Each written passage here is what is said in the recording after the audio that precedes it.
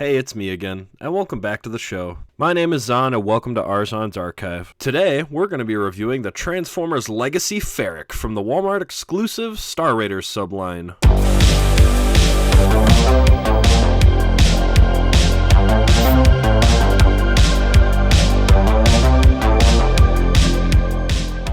So starting off with a little bit of background on this figure. Ferak's first ever figure was originally a redeco of Cyclonus from the Transformers Universe toy line that was exclusively released as part of a 5-pack called Pirates vs. Knights for BotCon in June of 2014. And now, 10 years later in 2024, he is again a redeco of Cyclonus using his Kingdom mold from 2021. Looking at them side by side, you can also see how much new molded detail has been added to give Ferak more individuality. He has a new molded chest and shoulders along with some added detailings on his wings, and a new head sculpt that is more reminiscent of Cyclonus' G1 toy. Though I'm not sure if there's a comic reference or something that Hasbro was going for, so if someone knows the answer though, please leave a comment down below. As for his accessories, he comes with a plain white blaster that Cyclonus had along with two smaller guns that plug into the sides of the wings that act as laser cannons in jet mode. He also originally came with a mini target master named Tornado, but sadly this figure does not. I guess if you have one of those Siege Battle Masters, you could use one of those instead. But Cyclonus did come with his mini target master Nightstick for his Generation Selects figure, so I almost wonder if Ferak's head was originally meant to be used for that figure, but then they decided to keep the old one.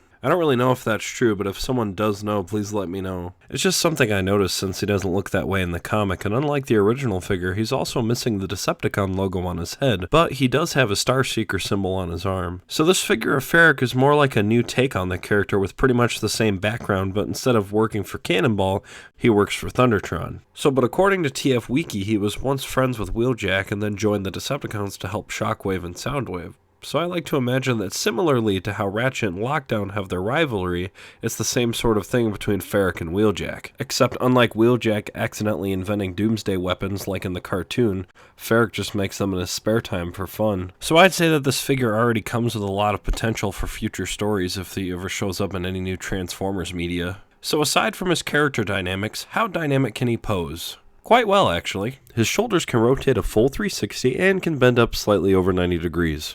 His waist can do a full 360, and he has a 90-degree elbow bend forward, and his hands can do a full 360. Now, his biceps can swivel a full 360, but the wings on his back and the fins on his wrists prevent him from doing a full rotation. His head can look up that far, and down that far, and do a full 360. Full 360 thigh swivel and slight ankle pivot, little bit of an upward toe bend, beautiful spread. His legs can bend forward and backwards 90 degrees, and his double jointed knees can bend over 90 degrees. So yeah, overall, I'd say he's got great articulation for a Voyager figure, and as for scale, here he is next to Core Class Dino King and Soundwave, Deluxe Class Scorponok and Knockout, Voyager Class Optimus Prime and Bludgeon, Leader Class Dreadwing and Grimlock, and Hiya Toys and SH Monster Arts Godzilla. On to transformation. Start by untabbing his shoulders from his chest, and then open the front and the back of his chest. Then, rotate the inner nose cone assembly outward, leaving his head inside, and then separate the panels to extend out the front of the jet and close it back together. Here's a view from the front side. And then once you're done, close the front of the chest back up and then the back of the chest. Now, coming around to the legs, open up the back panels and then tuck his feet inside and close it back up. Then tab the legs together and collapse his knees into his shins. Then rotate the cockpit around and tab it into his legs, and bring down the shoulders and tab them into the sides of the jet. Now bring down his arms and untab his wrists to rotate them around to make the thrusters. Then rotate his biceps 90 degrees and bring his arms down to the side of the jet. Then tab the hole on the side of his arms to the tabs on his legs on both sides of the jet. Unfold the back panels on his wings to fill them out and extend out the wings, tabbing them into the sides of his arms. And you're done. And what an impressive jet mode, taking everything I liked about Cyclonus' mold and beefing it up into more of a combat starfighter. They call Cyclonus' jet mode a Hunter-Seeker type fighter, so I'd call this the Hunter-Seeker type B. And looking at both versions side by side, you'll notice that Ferak's wingspan is the exact same as Cyclonus's, just with the addition of tabs on the sides to hold the laser cannons. The most notable difference between the two is the front nose cone, or nub rather, and the added vent greeblings on his wings, and when you look more closely at the figure, there's lots of molded details and texture that make it look more unique and like it was welded together, but the plain off-white color scheme kind of hide that compared to Cyclonus. I really kind of want to see what a weathered version of this figure would look like. Otherwise, I really like this figure. I've always been a fan of spaceships and starfighters, so it really hits the mark for me. Some notable features for jet mode is that you can use a flight stand. There's a port hidden directly under his crotch, and once you stick it in, you can pull off some dynamic poses and even do the same in robot mode. As for some other styles, you can place his laser cannons below the wings or put his gun on top of the jet for some triple laser action. And on the back of the jet, you have some ports for blast effects, so there's lots you can do with that.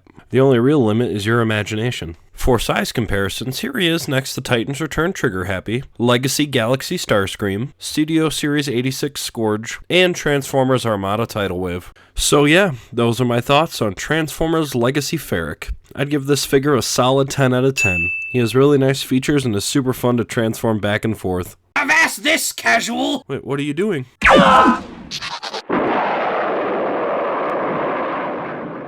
Thank you for watching Arzon's Archive. If you enjoyed the video, please like and subscribe and comment who you'd like me to review next.